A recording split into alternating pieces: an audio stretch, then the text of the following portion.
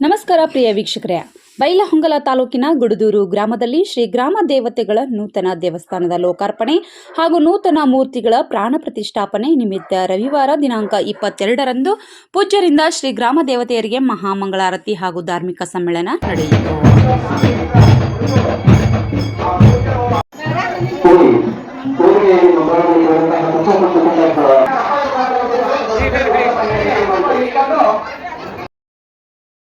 ಕಾರ್ಯಕ್ರಮದ ದಿವ್ಯ ಸಾನ್ನಿಧ್ಯವನ್ನು ಸಂಗೊಳ್ಳಿಯ ಶ್ರೀ ಗುರುಲಿಂಗ ಶಿವಾಚಾರ್ಯ ಮಹಾಸ್ವಾಮಿಗಳು, ಚನ್ನಮ್ಮನ ಕಿತ್ತೂರಿನ ಕಲ್ಮಠದ ಶ್ರೀ ಮಡಿವಾಳ ರಾಜಯೋಗೇಂದ್ರ ಸ್ವಾಮಿಗಳು ಹಾಗೂ ಪ್ರಣವ ಫೌಂಡೇಶನ್ ಗುರುಕುಲ ಬೆಳಗಾವಿಯ ಸ್ವರೂಪ ಮಹಾಸ್ವಾಮಿಗಳು ಸಾನ್ನಿಧ್ಯದಲ್ಲಿ ವಹಿಸಿದ್ದರು. ಉದ್ಘಾಟನೆ ಎಲ್ಲ ಶ್ರೀಗಳ ಸಮ್ಮುಖದಲ್ಲಿ ನಡೆಯಿತು. ಮುಖ್ಯ ಅತಿಥಿಗಳಾಗಿ ಡಾಕ್ಟರ್ ಬಸವರಾಜ್ ಹಿರೇಮಠ್, ಖ್ಯಾತ ವೈದ್ಯರು ಸಂಗೊಳ್ಳಿ ಅರುಣ್ ಹಿರೇಮಠ್, ತರಾಬುದ್ದೀನ್ ದಾನವಾಲೆ, ಶಂಕರಯ್ಯ ಪೂಜೇರ್, ಗಂಗಾಧರ್ ಹಿರೇಮಠ್, ರಮೇಶ್ ಬೀಡಿ, ರಮೇಶ್ ಕುರುಬರ್, ಶ್ರೀಧರ್ ಹಿರೇಮಠ್ ಆಗಮಿಸಿದ್ದರು. ಕಾರ್ಯಕ್ರಮದ ನಿರೂಪಣೆಯನ್ನು ಶ್ರೀ ಅನ್ನಪ್ಪ ಗೌಡ್ ಪಾಟೀಲ್ ಹಾಗೂ ರವಿ ಮೇಳವಂಗಿ ನಡೆಸಿದರು. ಹಾಗೂ ಈ ಸಂದರ್ಭದಲ್ಲಿ ಗ್ರಾಮದ ಯುವದೂರಿನರು, ಹಿರಿಯರು, ಯುವಕರು, ಗಣ್ಯರು, ಮಹಿಳೆಯರು ಒಂದು ಧಾರ್ಮಿಕ ಸಮ್ಮೇಳನ ಕಾರ್ಯಕ್ರಮದಲ್ಲಿ ಪಾಲ್ಗೊಂಡಿದ್ದರು. ಆಗಮಿಸಿರುವ ಅತಿಥಿಗಳಿಗೆ ಸರ್ವರಿಗೂ ಸ್ವಾಗತ ಕೋರೋಣ.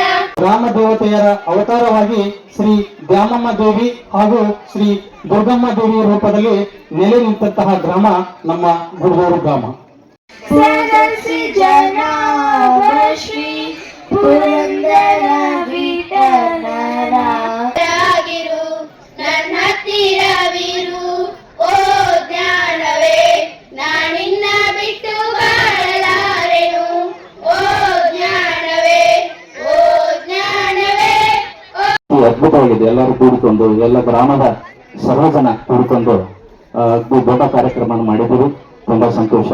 ಅದೇ ರೀತಿ ಕಾರ್ಯಕ್ರಮನ ಅಚ್ಚುಕಟ್ಟಾಗಿ ನಡೆಸ್ಕೊಂತ ಬರ್ತಾ ಇದ್ದೀರಿ. ಎಲ್ಲರಿಗೆ ಆ ಗ್ರಾಮ ದೇವತೆ ಒಳ್ಳೇದು ಮಾಡಲಿ ಅಂತೇಳಿ ಎಲ್ಲರಿಗೂ ನಮಸ್ಕರಿಸಿ ನನ್ನ ಮಾತುಗಳನ್ನು ಮುಗಿಸುತ್ತೇನೆ. ಇಡೀ ಗ್ರಾಮದ ಒಂದು ಸೀಮೆ ಅಂತ ಇರ್ತಾರೆ, ಅದರೊಳಗೆ ಏನೇ ಆಗುಗಳು ಆ ತಾಯಿನೇ ನಮ್ಮನ್ನೆಲ್ಲರನ್ನು ರಕ್ಷಣೆ ಮಾಡ್ತಾ ಇರ್ತಾರೆ ಅಂತ ಹೇಳ್ತಾರೆ. ಆ ನಿಟ್ಟಿನಲ್ಲಿ ಇವತ್ತು ದೇವಿ ಪುರಾಣ ನವರಾತ್ರಿಯಲ್ಲಿ ಅನೇಕ ಕಾರ್ಯಕ್ರಮಗಳು ನಡೆದುಕೊಂಡು ಬರ್ತಾರೆ. ಅಂತದ್ರಲ್ಲೆಲ್ಲ ನಾವು ಆ ಇತಿಹಾಸವನ್ನು ತಿಳ್ಕೊಂಡು ಬರ್ತೇವೆ. ಆ ನಿಟ್ಟಿನಲ್ಲಿ ಆ ಗ್ರಾಮ ದೇವಿ ಶಕ್ತಿ ಅಗಾಧವಾಗಿರ್ತಕ್ಕಂಥದ್ದು. ನಾವು ಯಾವುದೇ ಒಂದು ಮಂದಿರ ಮಠಕ್ಕೆ ಹೋದಾಗ ನಾವು ಹೇಗೆ ನಡ್ಕೊಳ್ತೀವೋ ಹಾಗೆ ನಾವು ಪಡ್ಕೊಳ್ತೀವಿ. ನಮ್ಮಲ್ಲಿ ಒಳ್ಳೆಯ ಭಾವನೆಯಿಂದ ನಾವು ಹೋಗಿದ್ದಾದ್ರೆ ಖಂಡಿತವಾಗ್ಲೂ ಆ ಶಕ್ತಿ ಮಾತೆ ನಮಗೆ ಒಳ್ಳೆಯ ವರವನ್ನು ಕೊಟ್ಟೇ ಕೊಡ್ತಾಳ. ಮನುಷ್ಯರಲ್ಲಿ ಕಲ್ಮಶ ಇಟ್ಕೊಂಡು ಹೋದಾಗ ನಾವು ಯಾವನ್ನೂ ಕೂಡ ಸಾಧನೆ ಮಾಡ್ಲಿಕ್ಕೆ ಆಗೋದು. ಭಗವಂತನ ನಾಮಸ್ಮರಣೆ ಹೊಂದಿದ್ರೆ ನಾವು ಏನೆಲ್ಲವನ್ನು ಪಡೆಯಬಹುದು ಅಂತ ಹೇಳಿ ಸಾಕಷ್ಟು ಇತಿಹಾಸಕಾರ ಹೇಳ್ಕೊಂಡು ಬರ್ತಾರೆ. ಎತ್ತನ ಮಾಮರ ಎತ್ತನ ಕೋವಿಲ ಎತ್ತನಿಂದ ಸಂಬಂಧ ಅನ್ನೋ ಹಾಗೆ ನಾವು ಎಲ್ಲಿಯೋ ಒಂದು ಕನ್ಯೆಯನ್ನು ತೆಗೆದು ಎಲ್ಲಿಯೋ ಇರ್ತಕ್ಕಂಥ ವರನಿಗೆ ಮದುವೆ. ಅದಕ್ಕೆ ಕಬೀರದಾಸರು ಒಂದು 2 ಕಡೆ ಒಂದು 4 ಮಾತು ಹೇಳ್ತಾರೆ. ಅವರು 4000 ಗ್ರಂಥಗಳನ್ನು ಬರೆದ್ರು ಕೂಡ ಅವರು 4 ಮಾತಿನಲ್ಲಿ ಸಾರಾಂಶವನ್ನು ಹೇಳ್ತಾರೆ. ಕಬೀರದಾಸರು ಏನ್ ಹೇಳ್ತಾರಂದ್ರೆ, 2 ಮಾತನ್ನು ನೆನಪಿಡಬೇಕು, 2 ಮಾತನ್ನು ಮರೆತು ಬಿಡಬೇಕು ಅಂತ ಹೇಳ್ತಾರೆ. ಅವ್ರು ಯಾವ 2 ನೆನಪಿಡಬೇಕು, ಯಾವ 2 ಮರೆತು ಬಿಡಬೇಕಂತ ಹೇಳಿ ದೇವರು ಇರ್ತಾನೆ. ಹೋದ್ರೆ ಮನುಷ್ಯ ಇಂಥ ಶ್ರದ್ಧಾ ಕೇಂದ್ರಗಳು ಇಲ್ಲದೆ ಹೋದ್ರೆ ಮನುಷ್ಯ ಇಷ್ಟು ಶಾಂತಿಯಿಂದ ಬದುಕಲಿಕ್ಕೆ ಸಾಧ್ಯವೇ ಇಲ್ಲ. ನಮ್ಮ ಭಾರತೀಯ ಸಂಸ್ಕೃತಿಯೇ ಅದೇ, ಒಂದು ಕೃಷಿ ಸಂಸ್ಕೃತಿ, ಇನ್ನೊಂದು ಋಷಿ ಸಂಸ್ಕೃತಿ. ನಮ್ಮದು ಈ ಕೃಷಿ ಮತ್ತು ಋಷಿ ಸಂಸ್ಕೃತಿ ಅಂತ ನಮ್ಮ ಭಾರತ ಜಗತ್ತಿನಲ್ಲಿ ಅತ್ಯಂತ ಶ್ರೇಷ್ಠತೆಯನ್ನು ಪಡೆದಿದೆ. ಅದಕ್ಕೆ ಸ್ವಾಮಿ ವಿವೇಕಾನಂದರು ಒಂದು ಮಾತನ್ನು ಹೇಳ್ತಾರೆ, ಒಂದು ಅಮೆರಿಕ ಹಾಳಾದ್ರೆ ಮತ್ತೊಂದು ಅಮೆರಿಕವನ್ನ ನಿರ್ಮಾಣ ಮಾಡ್ಲಿಕ್ಕೆ ಸಾಧ್ಯ ಇದೆ, ಒಂದು ಜಪಾನ್ ಹಾಳಾದ್ರೆ ಮತ್ತೊಂದು ಜಪಾನವನ್ನ ನಿರ್ಮಾಣ ಮಾಡ್ಲಿಕ್ಕೆ ಸಾಧ್ಯ ಇದೆ, ಒಂದು ರಷ್ಯಾ ಹಾಳಾದ್ರೆ ಮತ್ತೊಂದು ರಷ್ಯಾನ ನಿರ್ಮಾಣ ಮಾಡ್ಲಿಕ್ಕೆ ಸಾಧ್ಯ ಇದೆ, ಒಂದು ಪಾಕಿಸ್ತಾನ ಹಾಳಾದ್ರೆ ಮತ್ತೊಂದು ಪಾಕಿಸ್ತಾನವನ್ನು ನಿರ್ಮಾಣ ಮಾಡ್ಲಿಕ್ಕೆ ಸಾಧ್ಯ ಇದೆ. ಆದ್ರೆ ಭಾರತ ಹಾಳಿದ್ರೆ ಇಡೀ ಆಧ್ಯಾತ್ಮಿಕ ಜಗತ್ತಿನ ಆಧ್ಯಾತ್ಮಿಕ ಹಾಳನಾಗಿ ಅಂತ ಹೇಳ್ತಾರೆ. ಹೆಂಡತಿ ಮಕ್ಕಳು 2 ಮೇಲೆ ಜೀತಾ ಇರು 5 ವರ್ಷ ಅವ್ನ ಬೆನ್ನ ಹತ್ತಿರ ನಿಮಗೆ ಏನು ಕೊಡ ಅವಂಗ ಏನು ಸಾಕಾಗ್ಬಾರ್ದು. 1 ವರ್ಷ 2 ಎಮ್ಮಿ ಬೆನ್ನ ಹತ್ತರಿ.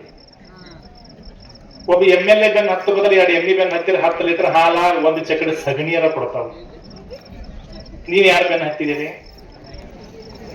ಆ MLA ಚಲೋ, ಊರಿಗೊಬ್ಬೊಬ್ರು MLAಗಳು ಇರ್ತಾರೆ, ಇವ್ರು ನೋಡ್ಬೇಕು ಬರ್ಬಾರ್ದು. ಅವ್ರನ್ನ ಏನಾರ ಹಿಡಿಯಾಕ ಬರ್ತತಿ, ಇವ್ರನ್ನ ಹಿಡಿಯಾಕ ಆಗುಲ್ಲ. ನೀವು ಹಂಗ ಕಿಸಗೈ ಹಾಕೊಂಡು ಈಚೆ ಕಡೆ ಹೋಗಿಂದ ಆಚೆ ಕಡೆ ಹೋಗಿ, ಆಚೆ ಕಡೆ ಹೋಗಿಂದ ಈಚೆ ಕಡೆ ಹೋಗಿ. ಆ ಹೆಣ್ಮಕ್ಳಿಗೆ ರೇಷನ್ ಕಾರ್ಡ್ ಮಾಡಿಸ್ಕೊಡ್ತೇನೆ, ನಿನಗೆ ವೋಟರ್ ಕಾರ್ಡ್ ಮಾಡಿಸ್ಕೊಡ್ತೇನೆ, ನಿನಗೆ ಜನತಾ ಮನೆ ಕೊಡಿಸ್ತೇನೆ, ನಿನಗೆ ಪಗಾರ ಕೊಡಿಸ್ತೇನೆ. ಅವು ಅವ್ನು ನಾಡಿದ್ದೆಲ್ಲ ತಿಂದ್ರೆ ಊರದೆಲ್ಲ ತಿಂತಿರ್ತಾನೆ. ಸಂಗಮಕ್ಕೆ ಬೆಳಗಿರಿ ಜ್ಞಾನಪೂರ್ಣಂ ಜಗಂ ಜ್ಯೋತಿ ಪುರದಾರುತಿ ನಾನೇನಿರಿ ಹೀನ ವಿಜಯದ ಜನ್ಮ ಹಿಂದುಳಿಸಿವಲಿಂಗಕ್ಕೆ ಹೀನ ವಿಜಯದ ಜನ್ಮ ಹಿಂದುಳಿಸಿವಲಿಂಗಕ್ಕೆ ದೇವನೇ ಗತಿಯಂದು ಮನವತ್ತಿ ಬೆಳಗಿರಿ ಜ್ಞಾನಪೂರ್ಣಂ ಜಗಂದವಾದ ಮನವೇ ಕರ್ಪುರದಾರುತಿ